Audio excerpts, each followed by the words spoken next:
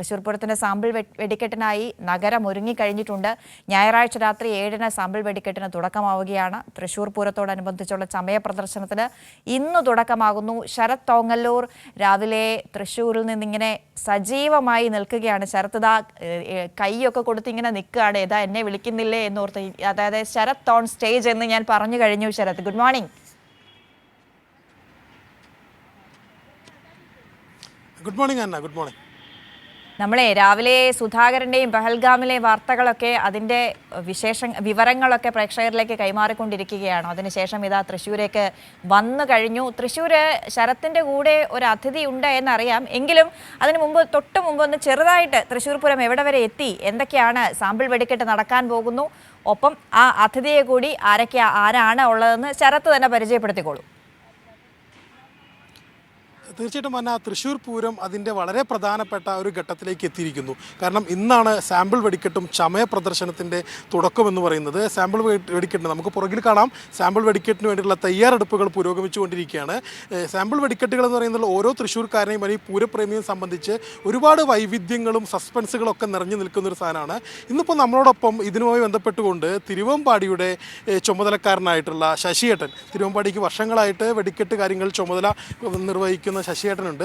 ശശിയേട്ടനോട് നമുക്ക് കാര്യങ്ങൾ ആലോചിക്കാം. ശശിയേട്ട, എന്താണ് സാമ്പിൾ വെടിക്കെട്ടിൻ്റെ ഒരുക്കങ്ങൾ ഏതുവരെത്തി? തീർച്ചയായിട്ടും സാമ്പിൾ വെടിക്കെട്ടിൻ്റെ ഒരുക്കങ്ങൾ പൂർത്തിയായി ശരിക്കും. പക്ഷേ ഇന്ന് നമ്മുടെ കുറച്ച് കുഴികൾ, അത് അവസാനമാണ് നമ്മളതിനെ ഡ്രസ്സ് ചെയ്തിട്ട് എടുക്കുക. അപ്പോൾ അതിൻ്റെ വർക്കുകളാണ് നടന്നുകൊണ്ടിരിക്കുന്നത്. തൃശ്ശൂർ പൂരത്തിൻ്റെ വെടിക്കെട്ട് എന്ന് പറഞ്ഞാൽ തീർത്തും വ്യത്യസ്തമായിട്ടുള്ളൊരു വെടിക്കെട്ടാണ്.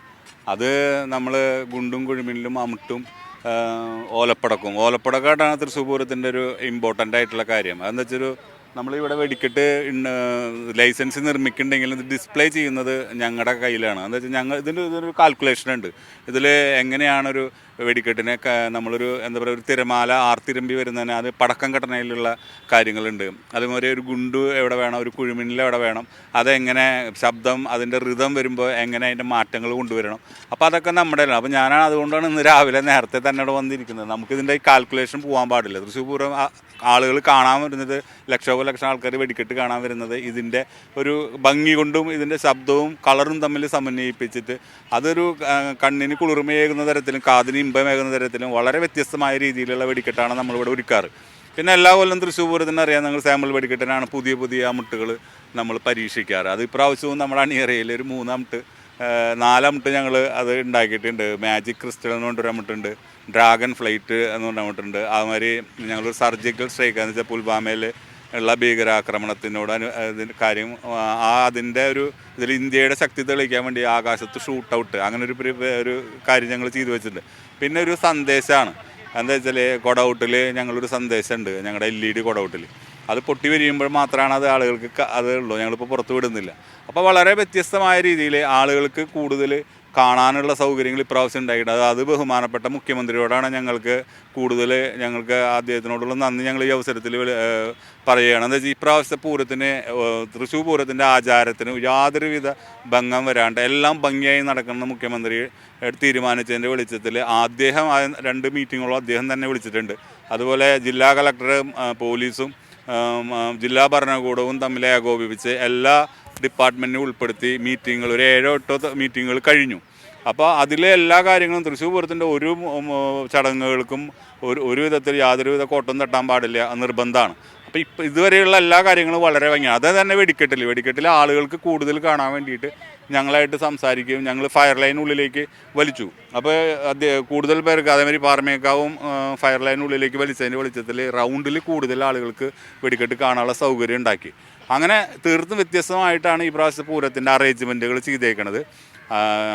അതുകൊണ്ട് കൂടുതൽ 17 ലക്ഷം ആളുകളാണ് കഴിഞ്ഞ പ്രാവശ്യം തൃശ്ശൂർ പൂരത്തിനെത്തി. ഇപ്രാവശ്യം ഞങ്ങൾ 20 ലക്ഷം ആളുകളെയാണ് പ്രതീക്ഷിക്കുന്നത്.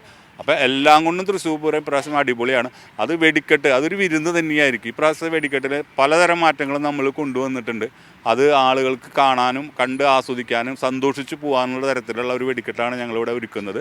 അത് കളറും ശബ്ദവും തമ്മിൽ സമന്വയിപ്പിച്ച് വളരെ നല്ല രീതിയിൽ, അത് ഞാൻ പറഞ്ഞ ഒരു തിരമാല എങ്ങനെയാണ് ആർത്തുലമ്പി വരിക, അതേമാതിരി ആയിരിക്കും വെടിക്കെട്ടിൻ്റെ സ്റ്റാർട്ടിങ് തൊട്ടുള്ള അവസാനം വരെയുള്ള വരവ്. അതേമാതിരി ഒരു അടിപൊളി സോങ് എങ്ങനെയാണ് കമ്പോസ് ചെയ്യുക. അപ്പോൾ ഇതിലൊരു കണക്കും കാര്യങ്ങളൊക്കെ ഉണ്ട്.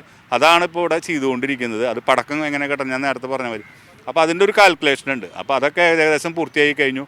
ഐറ്റംസുകളൊക്കെ ഇവിടെ വന്നിട്ടുണ്ട്. ഇനിയിപ്പോൾ അത് പുറത്തേക്ക് എടുത്ത് പണിയുമ്പോൾ മാഗസീൻ എംറ്റി, അതാണ് നമുക്ക് പറയുന്നത്.